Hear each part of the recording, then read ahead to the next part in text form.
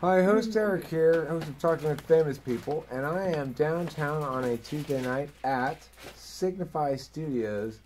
This lovely place. This place is incredible. It's got all sorts of recording gear and all that stuff. And I am here with my guest, who probably doesn't know our naming protocols. I am host Eric, and you are now and forevermore a famous person. Wow! Oh yeah, famous person. Don't tell me. I forgot your name. No, Azalia. I'm so Azalia. famous Azalia. that you don't know my name. That's great. No, but that's the thing. Azelia Snail. The only possible way for you to get famous is to be on this show. Otherwise, you're just a well-known celebrity. So you guys sound spectacular. Obviously, this isn't the first time you've played music, or what? Oh no, we've been at this for quite a while now. And this show that you're putting together right now is a David Bowie tribute show. Is that correct? I like to consider it a celebration. I don't know about the word tribute, but for me it's a party, a big party. It happens to be at a beautiful venue where we can share our love of all things Bowie. Include not only the music, but the images of him. We have this really incredible visual artist, the Mystery Machine, and she takes all these Bowie clips and makes these great montages, and so it's a very sonic and visual exploration of Bowie's career starting from 1965 to 1980 specifically. Well, and you guys killed it on Suffrage City. That was really excellent. I mean, slamming. Thank you. Even though I was paying attention specifically to the video, at least I was trying to be arty or whatever.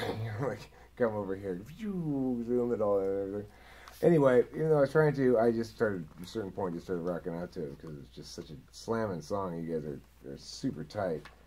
Thank you. Well, it's, I have to say, Sailor, Bo, and Dan West, you know, I'm just shaking some percussion. Well, singing a little back and be that as it may, I don't think I heard you do your thing particularly tonight, because I did notice that you were headlining with an act that has produced already 10 albums. Is that right? Well, a lot of the people involved with the show have multiple albums out. I have about something like a dozen under the name Azelia Snail. Then I've got 2 with Lovey Dove. Dan West has several. I mean, everybody that's participating has different amounts. I mean, I haven't counted, but everybody is quite distinguished. How do you disseminate them in general? How do I what? How do you in general disseminate them? Disseminate. How do we pick these artists? How do we figure out what? No, I mean, how do you disseminate your merchandise, like your CDs and stuff? Is it generally... how do we get them out in the world? Yeah. Doesn't everybody steal music these days? I mean, I used to be able to sell albums and CDs on the road.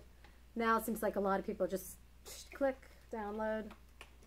Well, you know, the fact that people download music does actually afford you, if it's structured properly, great opportunity for profit, because you know what doesn't cost any money to make are more copies of the same digital file.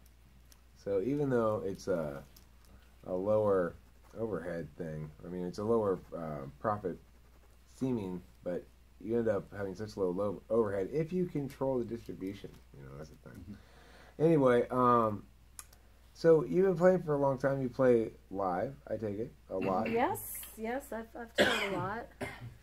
And when you record, do you record independently? Do you record in a studio like this? Do you do both? Both. It's always been a combo platter for me. I started out doing teenage stuff in my bedroom, you know, on a 4-track Tascam. I had one of those. You did? There was a great, the Porta 1. They were marvelous. Dan, also the same one. I had 246. Yeah. I had the cheap one.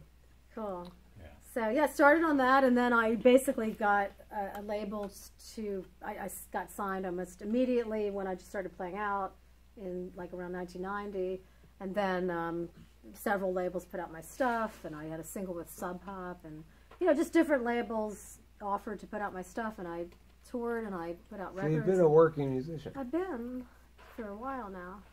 You know, I actually... I know a few working musicians of varying degrees of success. Mm-hmm. Some of them have a lot more trouble just doing that than others. I think, do you find that the viability of the career comes from playing live and ticket sales, stuff like that, in the sense that you get at least people paying to come see you, then you can make that money. I don't really think of it in the money terms at all anymore, frankly. I never did. I've always done music because I love it, and I can't imagine not doing it. So I don't really think about the ka-ching factor. Right. I've never really been good about the money thing, and it's probably the least important thing about it to me. Right, well, I mean, So. I'm not saying one ought to prioritize the money.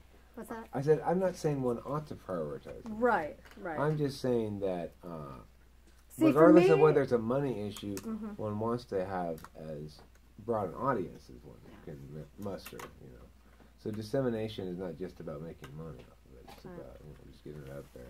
I think you just have to be passionate about it and just love to do it, and hopefully find like-minded artists to collaborate with, and put on your own shows. I mean, like this. I don't know if you want me to talk about it yet. If you want to ask a question. Absolutely. But the reason this whole thing came about with the Bowie Night is because Dan West and myself have been together for just over 5 years now, and we started DJing on the Ace Rooftop downtown LA, and we booked a night. They just happened to give us February 17th, 2016, which is our 5-year date of when we first met.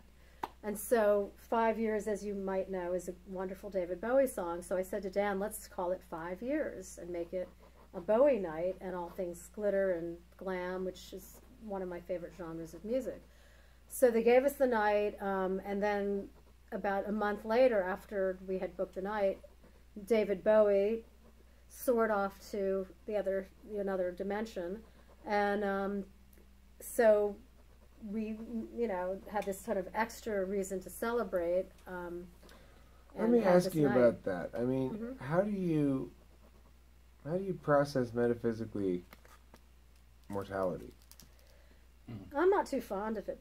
I mean, I'm not too I don't fond like of it either. I mean, I'm not too fond of the idea of leaving planet Earth right now. I mean, I'm enjoying myself too much. I miss people when they go. I've had Could you people. conclude life in such a way that at your deathbed you said to yourself, I have lived this life perfectly as it is, and if I were to live longer than this, not that I want to die, but if I were to live longer than this, it would ruin the end of the story. And so while I'm not remotely suicidal, I'm perfectly happy to die at this moment. Is it possible to end life like that? I think there was times in my life where maybe I thought I was ready to go, but it's definitely not now. I definitely want to stay here for as long as I can. In the end, I don't want to have any regrets, like why didn't I do this, why didn't I do that. I just want to... Do you have a purpose, or do people in general have a purpose for existing?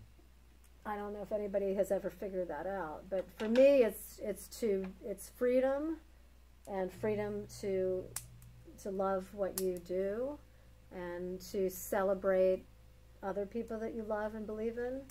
For me, that's it. That's the purpose. Not to work at some godforsaken job. That's for sure. Well, So, one thing that's interesting is I didn't originally start the channel to be this, but it's generally in. A lot of the focus of the channel is on personality typing stuff, so psychology stuff, and I'm sure everybody who is I don't have massive regular audience, but those who are a regular audience anyway are likely screaming ENFP. Do you know anything about personality typing? what is it called? ENFP. I don't even know what that means. Sorry. Does Well, it anybody- basically means you love liberty, you like flexibility, you have deeply held values, but you like to disrupt all the time. Oh, okay, so a little bit of anarchist kind of feeling. It's like I'm somebody like definitely you. an anarchist.